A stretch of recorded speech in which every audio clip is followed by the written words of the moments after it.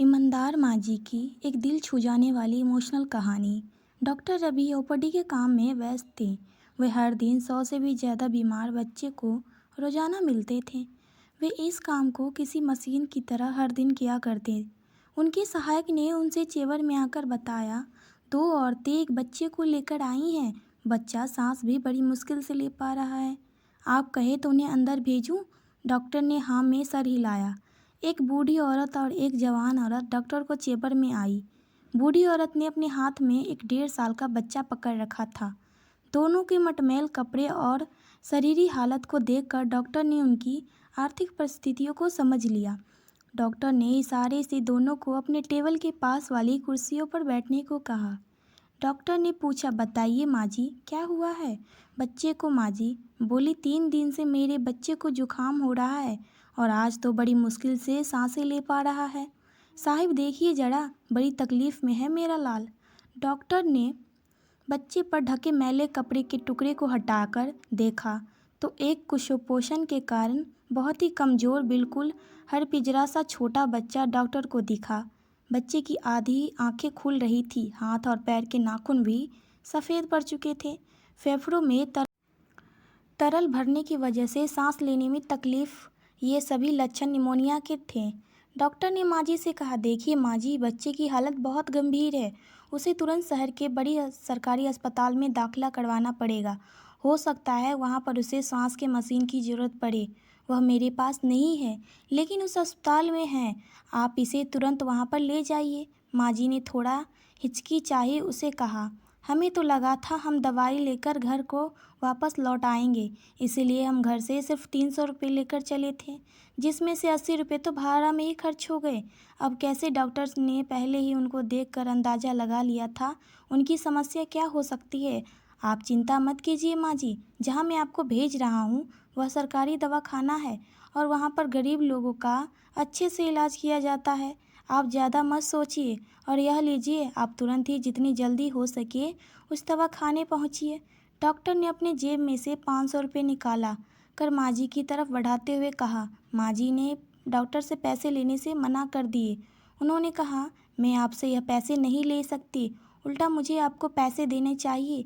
आप फिक्र मत कीजिए, हम अभी बस स्टैंड पर जाते हैं, वहाँ पर किसी से संदेशा भिजवाते हैं।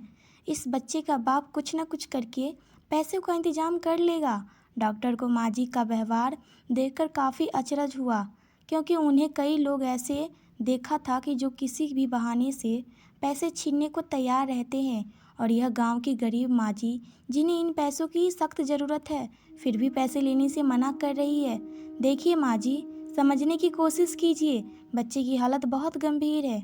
आप बस स्टॉप जाइए, संदेशा भिजवाएंगी, बच्चे का बाप कहीं पैसे का इंतजाम करेगा। इन सब में काफ़ी देर हो जाएगी और आपका बच्चा इस स्थिति में नहीं है कि ज़्यादा देर बर्दाश्त कर सके।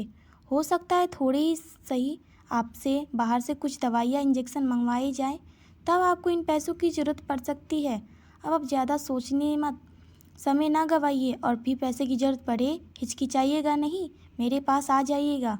डॉक्टर ने कहा। दोनों औरतें पैसे लेना नहीं चाहती थी, लेकिन उनकी मजबूरी थी, या फिर बच्चे की बिगड़ी हालत, उन्होंने बेमन से पैसे ले लिए और अस्पताल की तरफ रवाना हो गई।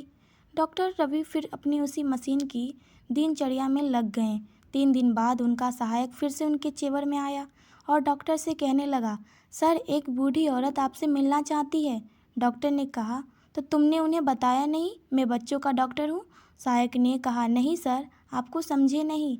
आपको याद होगा कुछ दिन पहले 2 औरतें एक बच्चे को लेकर आई थी। बच्चे का हालत बहुत ख़राब था।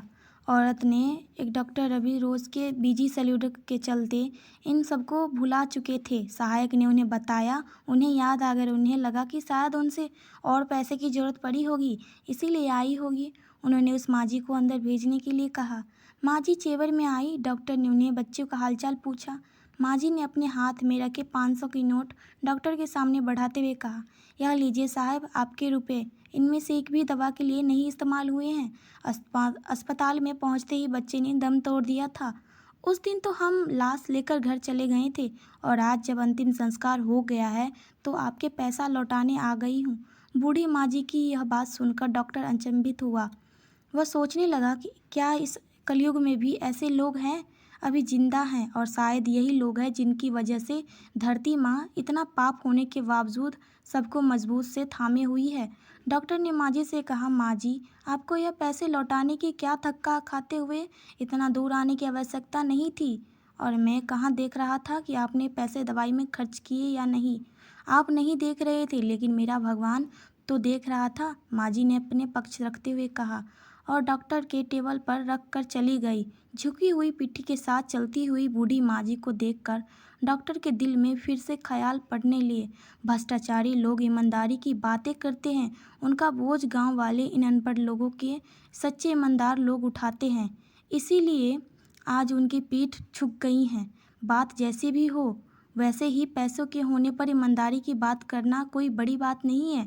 बड़ी बात तब है जब आपके पास सभी चीज़ वस्तुओं की कमी हो और फिर आप अपनी नैतिक पर